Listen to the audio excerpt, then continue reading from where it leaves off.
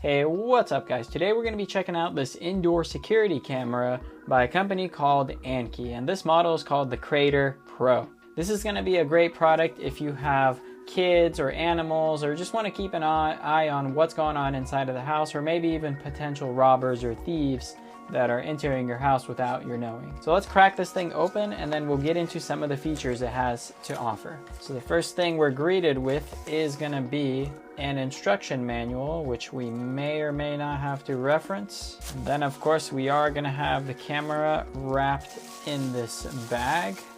That way the packaging and shipping is going to be a great experience. Very cool looking design, kind of feels like something from space or some Star Wars episode. And the size is going to be pretty compact. It's about the size of my hand, and you can definitely mount this thing, and the weight is very light. You would definitely have no problem drilling this into your ceiling or wall. And then in the box here we're going to have some additional supplies, and what that's going to include is a USB block, a micro USB to regular USB charging cable, screws to screw into your drywall or ceiling if you do plan on mounting this camera, and then of course the mount that it would go onto the ceiling or the drywall. So I'm about to plug the camera in and see what happens. First thing that happens is nothing's really happening, except there's a little red light that is glowing at the top over here.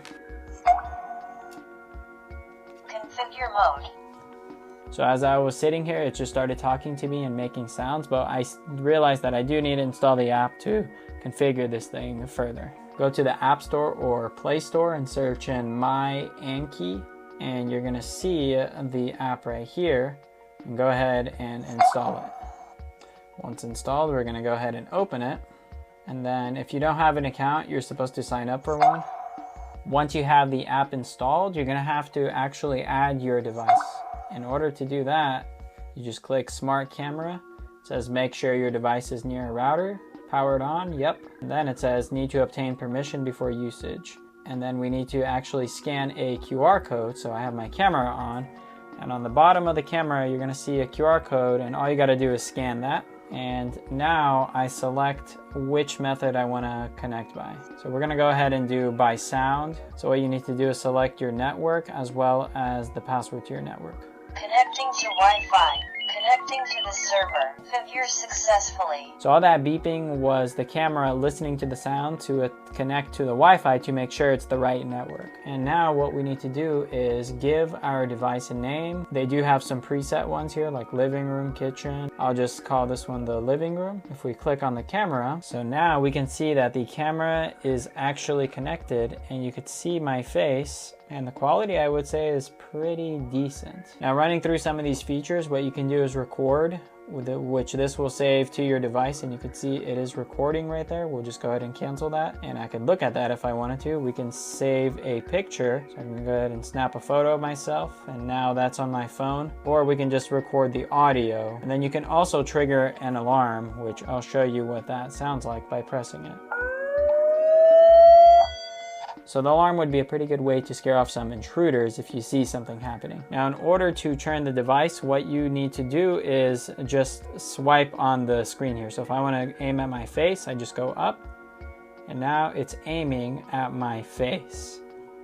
If I want to go left and right, you just go like that. It goes a little that way, and if you want to go back, a little that way. And then there's also a day mode and night mode, and there's also an auto mode where it'll just adjust. So to make sure you're using auto, which I recommend, just put on auto, and it'll always have vivid, clear image quality whether it's day or night. In terms of saving footage, you can save it locally via a micro SD card in the back of the camera, or what you can do is sign up for their cloud server storage, and it'll just be saved on their server. There's also a settings menu, which if you click on the top right of the camera, you can go ahead and look through these. There's a factory reset, there's a set password, there's notifications. This one might be pretty useful. So do you want motion detection? Yes or no. There's enable alarm.